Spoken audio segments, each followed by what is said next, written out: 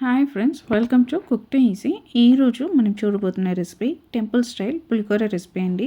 చాలా ఈజీగా చేసుకోవచ్చు. రండి ఎలా చేస్తామనేది చూస్తాం.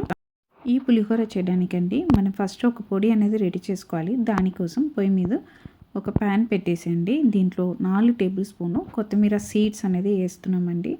దీంతోపాటు 1/2 టీ స్పూన్ నుంచి 1/2 టీ స్పూన్ అంతా మెంతులు అనేది వేసుకోవాలండి. మెంతులు చూసి వేసుకోండి. 1 టీ స్పూన్ అంత మిరియాలు, దీంతో పాటు మనము 1.5 టీ స్పూన్ అంత నువ్వులు కూడా వేసి ఫ్రై చేయాలండి. నువ్వులు త్వరగా మనకు ఫ్రై అవుతుంది కాబట్టి లాస్ట్ వేసుకుంటాము. ఇప్పుడు మన పులిహోరకు కారంకు తగినట్టు ఎండుమిరపకాయ ఇవి అన్నిటినీ వేసేయండి. మెల్లగా మనము వేపుకోవాలండి. మంచి వాసన వస్తున్నంత వరకు మనం వేపుకోవాలి. ఇది మంచిగా మనకు ఫ్రై అయిన తర్వాత మనం తీసి పెట్టుకున్న ఈ నువ్వులు దాన్ని కూడా వేసుకుంటున్నాం. దీంతోపాటు కరివేపాకు కూడా కొద్దిగా వేసి ఫ్రై చేసుకుంటున్నామండి. నువ్వులు మనకు బాగా ఫ్రై అవుతున్నంత వరకు మనం దీన్ని ఫ్రై చేసుకోవాలి. ఇవి అన్నీ బాగా ఫ్రై అయిపోయిందండి. ఇప్పుడు ఆరబెట్టుకొని మిక్సీలో వేసి ఇలా కోర్సుగా మనం గ్రైండ్ చేసి తీసుకోవాలండి. ఇది ఒక సైడ్కి పెట్టేసి ఇప్పుడు అడుగు మందంగా ఉన్న ఒక కడాయి పెట్టేసి 2 టేబుల్ స్పూన్ అంతా నువ్వుల ఆయిల్ అనేది వేసానండి. ఈ ఆయిల్లో 2 నిమ్మకాయ సైజ్ అంతా చింతపండుని నానబెట్టి దాని నుంచి ఆ చింతపండు నీళ్ళు అనేది తీసుకున్నాము. 1 కప్పు నీళ్ళు వేసారంటే సరిపోతుందండి. దాన్ని కూడా ఆయిల్లో వేసి దీనికి సరిపడ ఉప్పు, అలానే 1/2 టీ స్పూన్ అంత పసుపు ఇవి అన్నిటినీ వేసి బాగా మిక్స్ చేసుకొని పొయ్యిని సిమ్ నుంచి మీడియం ఫ్లేమ్లో పెట్టుకొని ఈ గుజ్జు అనేది రెడీ చేసుకోవాలండి. మనం దీన్ని నిదానంగా మీడియం ఫ్లేమ్లో చేయడం వల్ల చాలా రోజుకి మనం దీన్ని యూజ్ చేసుకోవచ్చు అండి. మనం టెంపుల్లో తిన్నట్టు దీంట్లో మిరియాలు అన్నీ వేసి చేసాం కాబట్టి టేస్ట్ కూడా చాలా డిఫరెంట్గా భలే ఉంటుందండి.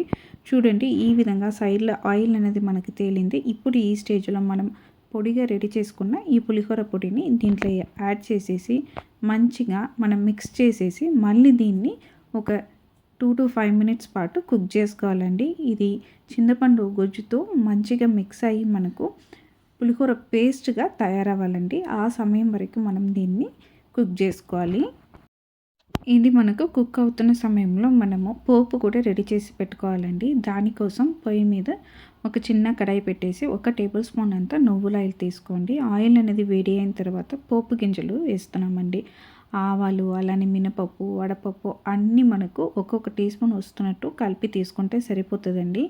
ఆయిల్ వేసి బాగా ఫ్రై అయిన తర్వాత దీంట్లో 2 లేదా 3 ఎండుమిరపకాయ, కొద్దిగా కరివేపాకు కూడా వేసి ఫ్రై చేసుకోండి. దీంట్లోనే మనము 2 నుంచి 3 టేబుల్ స్పూన్ అంతా రోస్టెడ్ పీనట్స్ అనేది వాడుతున్నామండి. ఆల్రెడీ ఫ్రై చేసాం కాబట్టి ఈ స్టేజ్లో మనం వాడుతున్నాం. అన్నిటినీ ఆయిల్ వేసి మంచిగా ఫ్రై చేసుకొని పొయ్యిని ఆఫ్ చేసేయండి. ఇప్పుడు మనకు ఈ పోపు గింజలు మనం రెడీ చేసిన సమయంలో మనకు ఇక్కడ పులిహోర పేస్ట్ అనేది కూడా రెడీ అయిపోతుందండి. 2 మనకు కొంతసేపు ఆరినాక అన్నంలో వేసి కలుపుకుంటాము. చూడండి, మన పులిహోర పేస్ట్ కూడా సూపర్గా రెడీ అయిపోయింది. మనం వేసిన మసాలా అనేది సూపర్గా కుక్ అయి వచ్చిందండి. అంతే, ఇప్పుడు దీన్ని మనము అన్నంలో కలుపుకోవాలి. కలుపుకోవడానికి కోసం అండి అన్నంని ఉడకపెట్టేసుకొని ఒక పెద్ద ప్లేట్లో వేసి ఆరబెట్టుకోవాలండి. అది కొద్దిగా ఆరినాక మనము పోపు, అలానే మనం రెడీ చేసుకుని ఈ పులిహోర పేస్ట్ రెండింటిని వేసి కలుపుకోవాలి. మనం తింటున్న పులిపిని పట్టి అండి మనము ఈ పులిహోర గుజ్జు ఎక్కువ తక్కువ వేసుకొని కలుపుకోవడమే. అంతే అండి, మీకు కావాల్సినంత క్వాంటిటీలో వేసి కలుపుకున్నారంటే సూపర్గా మనకు టెంపుల్ స్టైల్ పులిహోర అనేది ఇంట్లోనే రెడీ అయిపోతుందండి.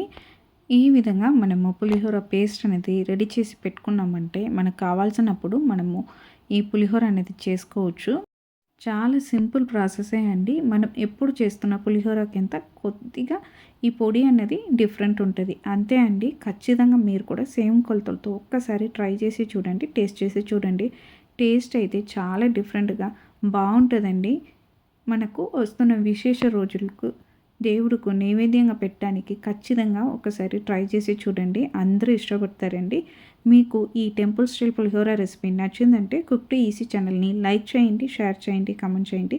తప్పకుండా మన కుక్ టు ఈజీ ఛానల్ని సబ్స్క్రైబ్ చేయండి. అందరికీ బాయ్ అండి.